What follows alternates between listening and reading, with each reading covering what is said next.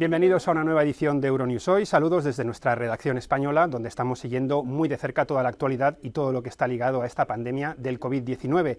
Vamos a desgranar ya los últimos detalles, las últimas noticias. Comenzamos, como siempre, con nuestros titulares.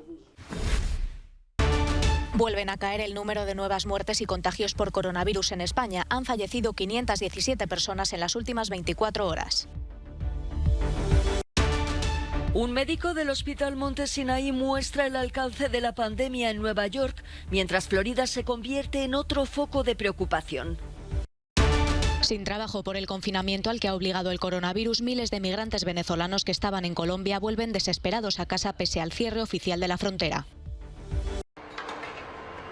Sigue aplanándose lentamente la curva de la pandemia en España. Vuelve a caer el número de nuevas muertes en las últimas 24 horas, con 517 este lunes, sumando 17.489 fallecidos por COVID-19 desde el inicio de la crisis, mientras que los contagios diarios siguen decreciendo. Se alcanzan los casi 170.000 casos de coronavirus en el país, de los que casi 65.000 se han recuperado.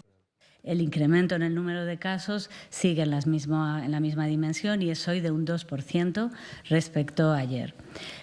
Aunque es verdad que es lunes y que es importante que pasen unos días para consolidar los datos, sobre todo tras un fin de semana, estas cifras siguen confirmándonos la tendencia descendente que ya venimos observando.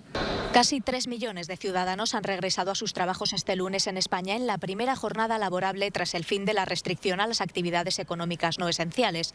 El levantamiento de la paralización casi total de la economía decretada el pasado 30 de marzo ha dado lugar a numerosas críticas de políticos y sindicatos por el posible repunte de la pandemia. Pero para evitar una escalada en los contagios, las autoridades han reforzado los controles en el transporte público y repartido hasta 10 millones de mascarillas entre los pasajeros. Yo lo veo muy bien.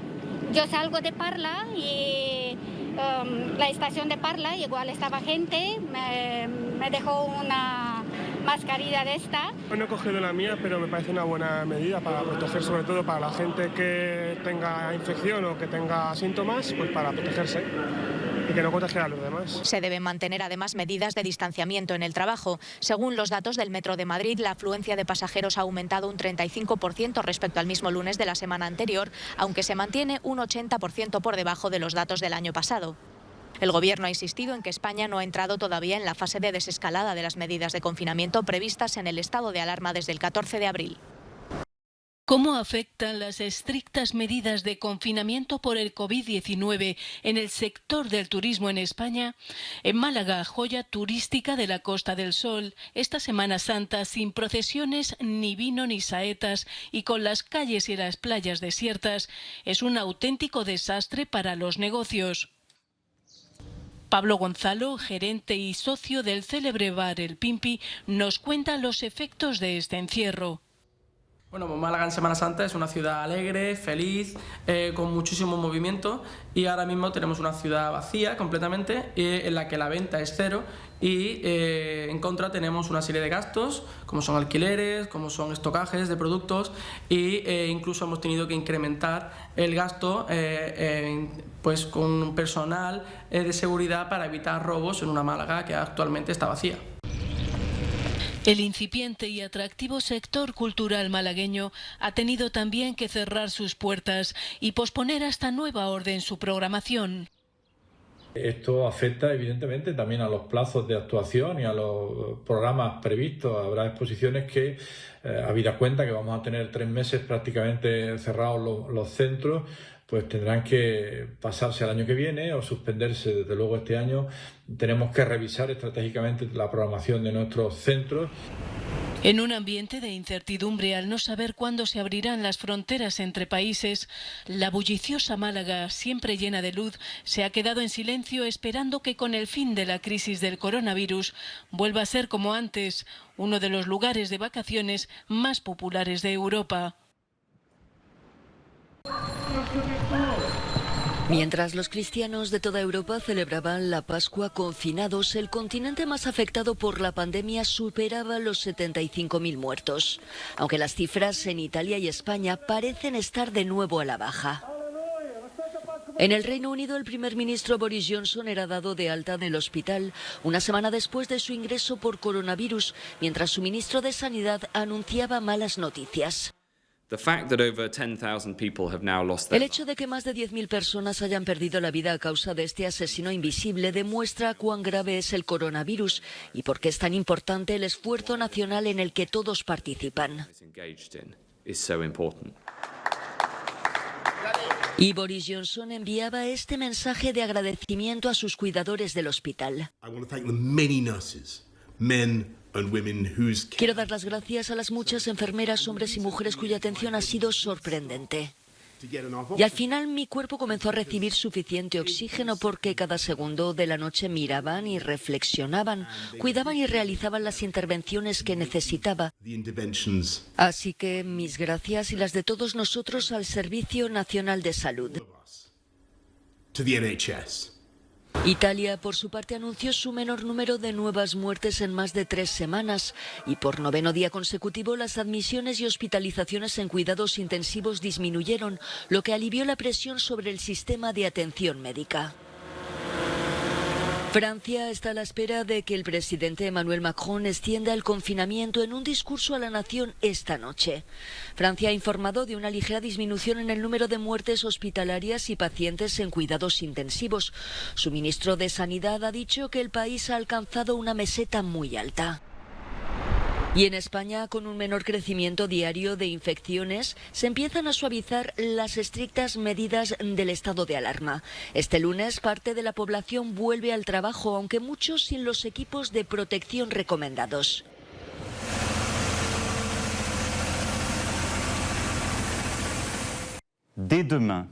A partir de mañana al mediodía y durante al menos 15 días, la movilidad individual se verá muy limitada.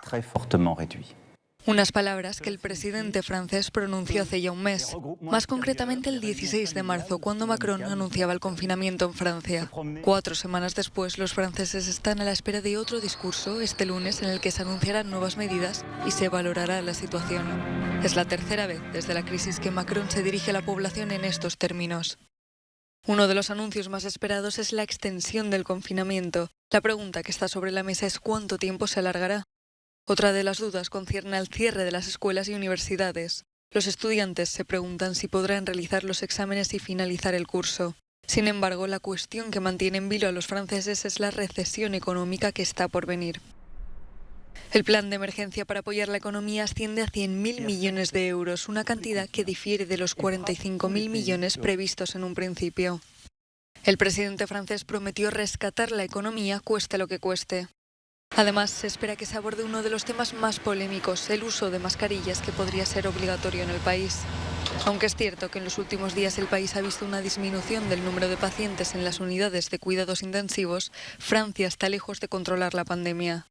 A medida que los días en confinamiento aumentan, el nivel de desconfianza de los franceses hacia el Ejecutivo también. Detrás de esto está la escasez de material sanitario, la saturación de los hospitales y los mensajes contradictorios que envió el gobierno al seguir adelante con las elecciones municipales justo antes de decretar el confinamiento.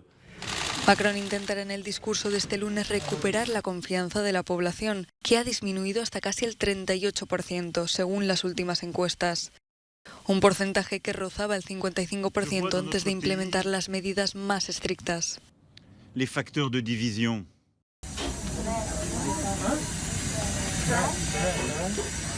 Un médico del hospital neoyorquino Monte Sinai muestra al mundo el alcance de la tragedia provocada por el COVID-19. Fuera del hospital se han erigido 2 carpas. Con más de 21.000 fallecidos, Estados Unidos tiene el récord de muertos. Casi la mitad se han registrado en el área metropolitana de Nueva York. Estoy viendo pacientes jóvenes, de edad avanzada, personas de todas las edades que están muy enfermas. E incluso puede escucharse ahora mismo mientras camino por las habitaciones y por el pasillo. Solo escuchas los respiradores. Las esperanzas del presidente Donald Trump de dejar el bloqueo económico para Pascua quedaron en saco roto. Tampoco acertó al pensar que las iglesias estarían repletas. Los fieles cristianos tuvieron que conformarse con ver las misas de Pascua a través de Internet o desde sus coches. La mayoría de las iglesias estaban vacías, incluida la Catedral de San Patricio en Nueva York. Mientras crece la preocupación en Florida, los casos confirmados rondan los 20.000 y hay más de 460 muertos, aunque algunas autoridades locales ponen en entredicho el recuento oficial de víctimas del Departamento de Salud. Florida está bajo confinamiento obligatorio desde el 3 de abril, lo que significa que todos los negocios no esenciales están cerrados. Las escuelas y universidades lo están desde mediados de marzo. Comienzan a verse nada más salir de Bogotá. Son cientos de venezolanos migrantes en Colombia. Se han lanzado a la carretera por desesperación. Están dispuestos a caminar más de 600 kilómetros para volver a su país. La cuarentena por el coronavirus les ha dejado sin nada. Will Daza es uno de ellos. Trabajaba como mecánico, pero perdió su empleo y su casa por el confinamiento. No tenemos los recursos para sostenernos en cuanto a la alimentación. ¿Ves? Y están llegando recibos y uno no tiene para comer, no va a tener para pagar un recibo ni un arriendo. La mayoría ha decidido caminar en grupo, pero observen sus pies. Muchos subirán montañas de más de 3.000 metros calzando sandalias de playa. Otros lo hacen con niños. Los pequeños también tienen que caminar. En la carretera se ven decenas de menores. Trabajaba en un restaurante y entonces como ya no está permitido, entonces nos sacaron y entonces cerraron los negocios y bueno, el señor de la arriendo llegó y nos dijo que tenemos que seguir pagando como sea, entonces ¿cómo le vamos a pagar sin trabajo? Este grupo ha pasado la noche en una gasolinera. Han caminado por 3 días. Volver a Venezuela es, para ellos, la única opción. Por lo menos yo tengo mi casa, no pago arriendo, no pago agua, no pago luz, no pago de eso. Pero tengo comida porque mis hijos trabajan, ¿entiendes? Pero aquí no tengo eso. En el camino también hay buenos samaritanos. Orlando reparte comida y bebida a los migrantes. Dice que están llegando desde Chile, Perú y Ecuador. El peligro que más corren ellos de pronto es el coronavirus, porque entre ellos, como de pronto me di cuenta, ellos de pronto se hacen todos muy juntos, como una gran tribu, comen, hablan muy directamente ellos, no se lavan las manos. Entonces el enemigo número 1 sigue siendo el coronavirus y el número 2 es el coronahambre. El coronahambre es algo terrible que está pasando en estas carreteras con ellos. Un billete en un autobús improvisado cuesta 30 euros por persona y estos migrantes no pueden comprarlo. La frontera entre Colombia y Venezuela está oficialmente cerrada, pero las autoridades de ambos países están facilitando el retorno a su país de los migrantes. Caracas y Bogotá rompieron relaciones diplomáticas el año pasado cuando el presidente colombiano Iván Duque reconoció a Juan Guaidó como presidente interino de Venezuela. Héctor Estepa desde Bogotá para Euronews. Desolación en Guayaquil. Los servicios hospitalarios y funerarios de la capital económica de Ecuador están abrumados por la crisis provocada por el coronavirus. Integrantes de una fuerza especial, compuesta por miembros de la policía y por militares, han retirado de los hogares guayaquileños alrededor de 800 cuerpos de fallecidos a causa de la enfermedad. Las funerarias de la ciudad están colapsadas y se han producido retrasos enormes en los entierros de las víctimas. En un principio los cadáveres permanecían en las calles. Ante la falta de espacio en las morgues, las autoridades han colocado contenedores cerca de los hospitales y de la sede de la policía forense que sirven como depósito donde se almacenan los cuerpos de los fallecidos. Otra tradición que el coronavirus ha puesto en jaque: compartir el mate. En Uruguay, Argentina y Paraguay es hasta de mala educación no ofrecer esta infusión que forma parte de la vida cotidiana. Todo el mundo lleva su termo, su mate y su bombilla, una paja de metal por donde se sorbe la bebida. La tradición es que se comparta mate y bombilla, en casa, en la calle, en los parques. En plena pandemia, el gobierno de Uruguay ha pedido que no se comparta la bombilla, pero la costumbre tiene raíces profundas. Por ejemplo, en ámbitos de trabajo o en ámbitos de social con amigos, lo que sea, ahí ya como que no es tanto, no lo compartís o no lo ofreces al mate, como que ya te da cosita o compartirlo. Pero en familia, yo qué sé, con la persona que vivís, ahí sí lo compartís, o sea. Los uruguayos son los mayores consumidores de yerba mate, 10 kilos al año por cabeza, unos 2 litros diarios. Pero ahora la propagación del coronavirus se ha colado en un ritual de la socialización de los países bebedores de mate. El virólogo Santiago Mirazo de la Universidad de Uruguay pone en guardia a los que comparten bombilla. La temperatura en la bombilla, que en general es de metal, no es homogénea. Y a medida que el agua avanza, se va enfriando por el metal, que encuentra emisión de calor, y en la punta de la bombilla el agua está mucho más fría, y en esa temperatura el virus sobrevive. Con lo cual, la carga viral que hay en la punta de la bombilla es alta. No renunciar al mate, pero sí a compartirlo. Perder ese espíritu de congregación es otro de los precios a pagar para evitar el contagio y frenar la pandemia de coronavirus.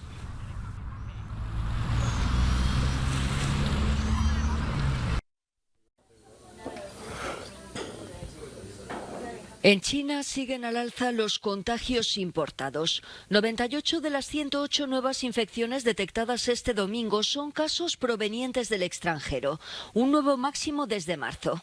Los expertos dan las claves de los pasos a seguir. Si alguien está infectado, todos los miembros de su familia deben realizarse las pruebas. Las personas que vienen de áreas epidémicas, sin importar si son extranjeros o chinos, deberían ser controladas. Y también deberían verificarse sus contactos cercanos. Podemos descubrir decenas de contactos cercanos, lo que llamamos casos asintomáticos, y ponerlos en cuarentena. El pasado 12 de marzo, el gobierno chino declaró que el pico de contagios había llegado a su fin en su territorio, pese a que desde el 28 de marzo Pekín prohíbe la entrada al país de ciudadanos extranjeros, no logra frenar los contagios importados. Frente a las estanterías vacías, los productores y los consumidores están cada vez más inquietos. Unos se preocupan por no poder abastecer a sus clientes y otros por no poder tener acceso a alimentos y a otro tipo de productos a medida que se prolonga la crisis provocada por el coronavirus. No ha habido escasez de alimentos en Francia y no habrá. Este es el compromiso al que llegamos con el ministro de Agricultura. El acuerdo se mantiene gracias a la excepcional movilización de toda la cadena de producción de alimentos. Creo que supone un orgullo para todos nosotros decir que en Francia el abastecimiento está garantizado incluso en tiempos de crisis. En Alemania, en torno a 40.000 temporeros de Bulgaria y Rumanía trabajan en la recolección de fresas y espárragos, un trabajo que muchos ciudadanos no quieren hacer. Entre tanto, la Comisión Europea ha reaccionado con celeridad para calificar como esencial la cadena de suministro de alimentos. Esta medida ha asegurado un flujo de mercancías prácticamente normal, a pesar de las restricciones impuestas por los países vecinos, y ha reducido las largas colas de vehículos en las diferentes fronteras. La movilidad de los trabajadores, crucial para el futuro del sector alimentario, es un tema de vital importancia. Hacemos frente a un problema muy importante. Establecer las normas para trasladar a los temporeros al lugar adecuado dependería de los Estados miembros de la UE. Si no tenemos trabajadores para recoger el producto que está disponible ahora, produciremos residuos alimenticios. Si no preparamos nuestros campos para los productos de verano y de otoño, se producirá la escasez en las estanterías de los establecimientos. Esto podría provocar un aumento de los precios. Las nuevas limitaciones sobre seguridad y el distanciamiento social suponen nuevos desafíos para el sector que complican el abastecimiento, un problema que, por supuesto, no amenaza únicamente a la UE. Miles de toneladas de productos comunitarios son distribuidos en el resto del mundo, pero la restricción de movimientos en el transporte provoca el desperdicio de muchos bienes. Así, productos básicos clave, como el arroz, el trigo y la soja, podrían quedar sumidos en una profunda crisis en el futuro. Para muchos, la solución pasa por que las empresas del sector aumenten su producción. Los expertos en la cadena de suministro consideran que se trata de un paso imprescindible para reanudar la producción normal cuando termine la pandemia. Amazing grace was blind. Confinamiento sí, cultura también. El tenor italiano Andrea Bocelli cantaba este domingo de Pascua en la Catedral del Duomo de Milán. El concierto fue retransmitido en directo a través de su canal de YouTube. En la República Checa, el Ballet Nacional ponía en escena una producción en la que convivían la danza clásica y contemporánea en un teatro vacío. Los bailarines con mascarillas respetan a rajatabla las normas de distanciamiento social. Los que bailan en pareja no solo actúan juntos, también viven juntos.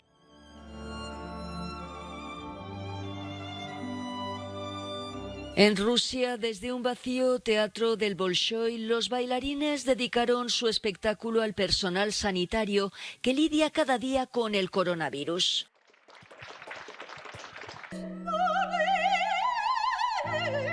Música en teatros sin público, música en ventanas y balcones y en patios de vecinos. Adele Belmont, esta cantante de jazz, deleitaba así a sus vecinos en París. Un concierto muy íntimo que surgió de manera espontánea, también según la cantante como una manera de agradecer a sus vecinos sus atenciones mientras estuvo convaleciente a causa del COVID-19.